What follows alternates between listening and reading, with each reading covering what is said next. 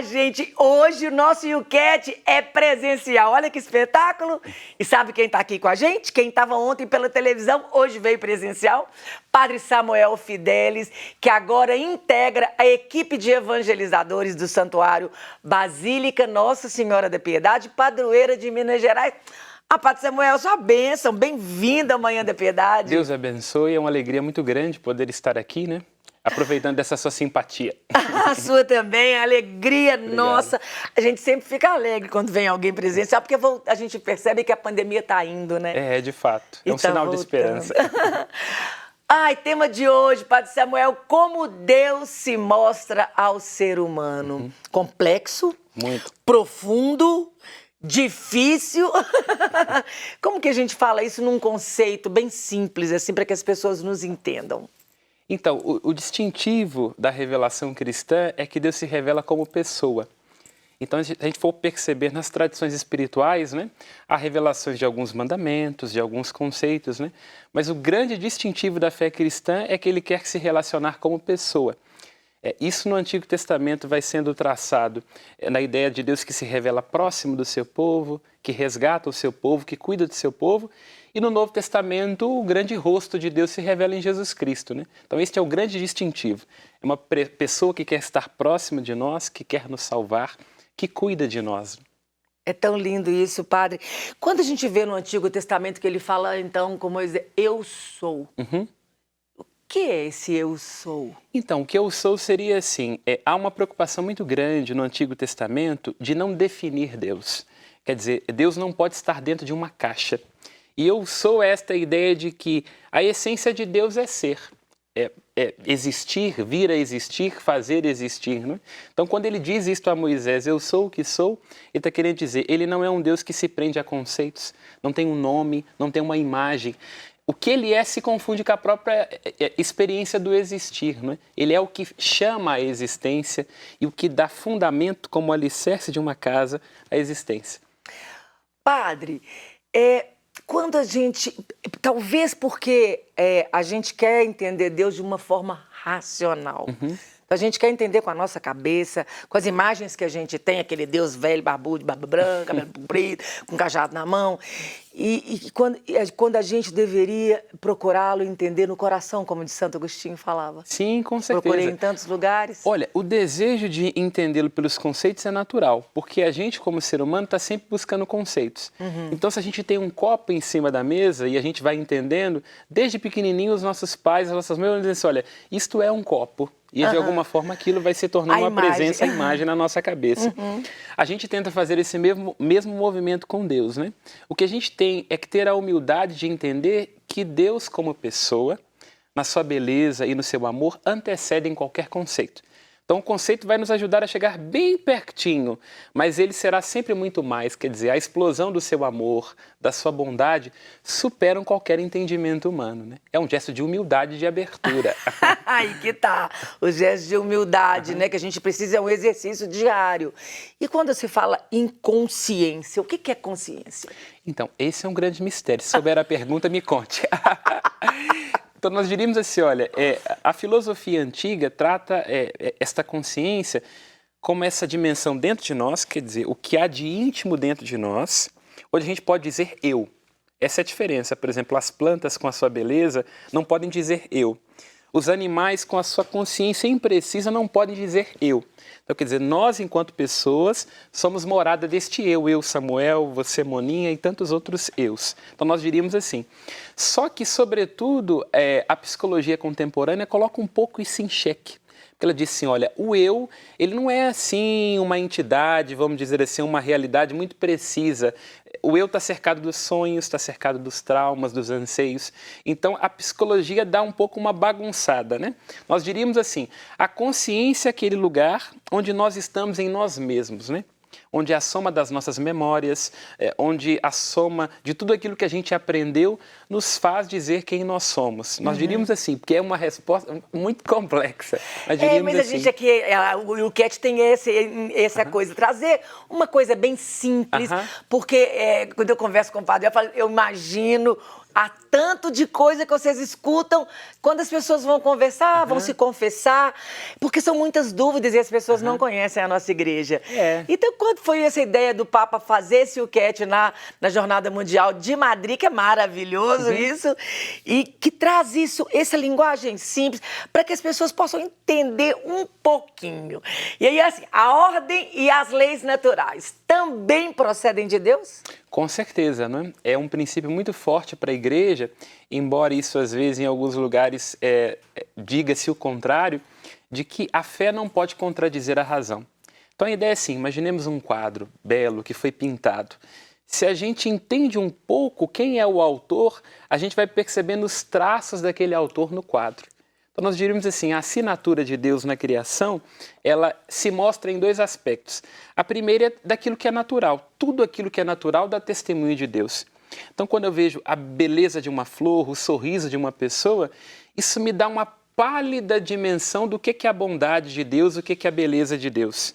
E a outra via é a chamada via da revelação, que é aquela que Jesus Cristo traz na bagagem quando ele viaja do céu até nós. Então, essas duas vias são importantes, né? E são necessárias e não entram em contradição entre si. Esta via natural, que é aquela da beleza da natureza, do encanto da natureza, nós movimentamos até Deus, e também esta via daquilo que Deus trouxe para nós através de Jesus Cristo, né? E que se revela sobretudo na Escritura. Padre Samuel, quando o senhor fala, isso é muito lindo, quando a gente entende, então, essas duas vias, eu posso falar também que a ciência, então, vai caminhar junto também? Sim, com certeza. Não se contradiz. É lógico que, em alguma medida, houve momentos da história onde houve certos conflitos.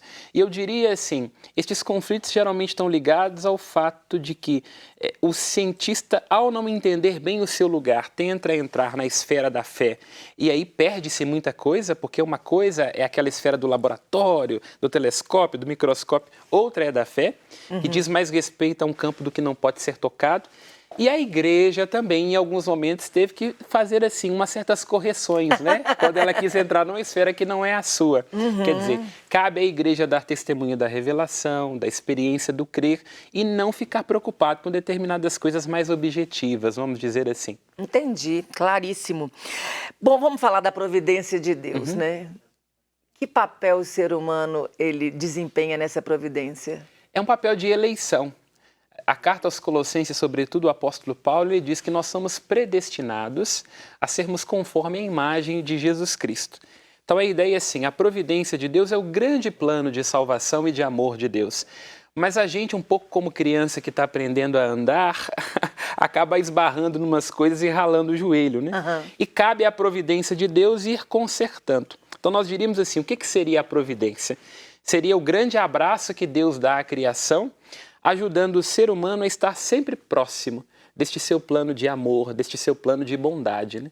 E o grande papel do homem, digamos assim, é que Deus escolheu plasmar em nós a sua imagem. Então nós diríamos assim, tudo é obra de Deus, tudo é criação de Deus. Mas o lugar, por excelência, vamos dizer assim, onde ele quis imprimir o seu rosto, é no ser humano, né? É por isso que quando ele acaba de criar lá no livro do Gênesis, ele diz, e viu que o homem era muito bom. Então o homem e a mulher são este lugar onde a providência de Deus se faz rosto. Pois é, padre. É tão complicado a gente falar isso. Quando Deus cria tudo, ele fala, e Deus viu que era bom, e no ser humano é o único que ele fala, e Deus viu que era muito bom, maravilhoso. E aí, em contrapartida, nós temos Timóteo, que vai falar na sua carta, no capítulo lá, 3ª, 2ª carta, no final dos tempos, os homens serão sacrílegos, egoístas, mais amigos do mal, e com a confusão. E ele traz um retrato tão atual, isso escrito há tantos anos atrás, já achando que final dos tempos já era lá, né? O mundo é produto do acaso, o que tem acontecido, o que a gente tem visto, né? Tudo que a gente tem visto acontecer. Nós diríamos assim, olha, que o mundo não é produto do acaso. Mas o acaso é uma das condições do mundo. Então diríamos assim, uma das exigências fundamentais do amor é a liberdade. Então, justamente porque o ser humano foi criado muito bom e justamente porque o ser humano é um objeto profundo do amor de Deus, nós somos profundamente livres, né? Então, esta ideia de que as coisas vão se desajustando, de que existe o pecado, de que haja fraqueza, de que haja sofrimento, a gente pode imaginar que isso está se opondo ao plano de Deus, mas na verdade não. Porque nos ama e nos deixa maximamente livres, a gente tem a possibilidade de ir para um outro caminho, né? Então nós diríamos assim, a bondade caminha muito próximo da maldade no sentido assim, como possibilidade. Quer dizer, Deus nos criou profundamente bons e direcionados para o amor. E neste amor nós somos livres, é por isso que de vez em quando a gente vai encaminhando para uma outra direção. Então o que pode parecer oposição, na verdade não é, é um desdobramento, né? Exatamente. Então, também eu entendo que a minha liberdade vai ter consequências. Com certeza. E eu vou ter de comer, como eu falo com o padre velho, o banquete das consequências depois. É naturalmente. Dependendo das minhas escolhas. Um amor que não nos deixasse livres, Moninha, não seria amor. Então, para que a criação seja boa, para que Deus nos ame, é preciso que esteja no coração de cada ser humano a possibilidade de ir na direção de Deus ou na direção contrária, né? A exigência fundamental do amor é a liberdade. Se Deus não nos tivesse feito livres, inclusive para rejeitá-lo, ele não nos teria amado. E aí, padre, quando o senhor fala isso, eu posso dizer, então, na parábola do filho pródigo, que o pai está na porta esperando, e é o pai que vê o filho voltando, o filho está ali e é o pai que vê. E aí que Deus está sempre, como aquele pai, nos esperando? Exatamente esse é o link, né? Eu diria que a parábola do filho pródigo ou do pai misericordioso, ela é o coração do Antigo Testamento. E, de alguma forma, o coração do Novo. Por quê? Porque nós vemos um movimento no Antigo Testamento onde Deus vai parecendo ali um juiz que vai condenando alguma coisa, que vai castigando outra. E aí, na parábola do filho pródigo, por isso que eu digo que é um coração, a gente percebe que, na verdade, Deus é um grande ciumento de nós. Quer dizer, Ele está ansioso para que a gente volte. E é por isso que Ele faz aquilo que faz. Então, ali no Filho Pródigo, nós temos muito claro este movimento, né? Dos homens e das mulheres que tendem a se afastar de Deus, buscando prazeres ou bens que são pequenininhos e se esquecendo do aconchego da casa do Pai, do amor do Pai. E quando caem em si, voltam. E aí descobrem que, na verdade, o que está esperando em casa não é um juiz para punir, não é alguém que condena, mas é alguém que é profundo abraço e amor. Ai, que lindo. Ai, que lindo, né? É tão lindo isso. É lindo, É lindo porque é demais. verdadeiro e essa é a essência da vida humana, né? A grande forja, vamos dizer assim, a grande mão que constrói o universo é este amor de Deus, né? Nos criou por amor e para o amor. Ai, maravilhoso. Se o povo soubesse, né, gente? Como o filho pródigo, às vezes, tem que ir experimentar a lavagem do mundo. De fato, é se permitir experimentar, né? E comer consequência, banquete. Ô, padre, como que fundamentam os cristãos a dignidade humana? Então, é também uma questão muito complexa, né? O grande fundamento da dignidade humana, para nós cristãos, é o fato de que nós somos feitos à imagem e semelhança de Deus. Então, toda a criação tem a sua dignidade. Está muito presente no livro do Gênesis. O primeiro mandamento é guardar e cultivar a criação. Então, desde o início, vamos dizer assim, Deus já tinha uma preocupação profundamente ecológica para que o homem fosse guardião da criação. Então, o fundamento da dignidade humana é de que nós somos feitos pessoa à imagem e semelhança de Deus, né? Agora, é lógico que hoje, com o advento da ciência contemporânea e também nos muitos viés onde a filosofia e a psicologia está ligado ao fato de nós sermos pessoas, sujeitos de direitos e de deveres, né? Então, diríamos assim, são dois campos.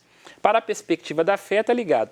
Somos imagem e semelhança de Deus. Para uma perspectiva civil, secular, né, que é esta do direito e da psicologia, está ligado ao fato de que nós somos sujeitos, né, de direitos e de deveres, e esse nosso direito à vida não pode ser violado. Ele é o primeiro de todos os direitos. Porque se for tirado o direito à vida, qual outro subjaz? Qual outro existe? Nenhum outro, né? Então nós diríamos assim. Nenhum outro. Maravilhoso. Maravilhoso, profundo. Padre, de tudo que a gente falou, o senhor gostaria de acrescentar alguma coisa? Eu diria assim, abrir-se à experiência de Deus, né? Esta é a preocupação da Escritura e do Antigo Testamento. Deus é alguém que a gente se deixa experimentar. É lógico que a gente quer entender e vai entendendo um pouquinho ali pelo buraco da porta, né? Mas todo esse entendimento tem a ver com uma experiência. deixar se apaixonar por Deus, ser profundamente encharcado pelo amor de Deus, é um grande caminho para a felicidade. Ai, que lindo, gente. Deixar se amar por Deus, deixar ser encharcado pelo amor de Deus, que o Padre Samuel falou. Nós queremos só a bênção, né, Padre? Sim, com certeza. Que Deus, pela intercessão de Nossa Senhora da Piedade, lhes abençoe, lhes abra os caminhos com muita saúde e paz.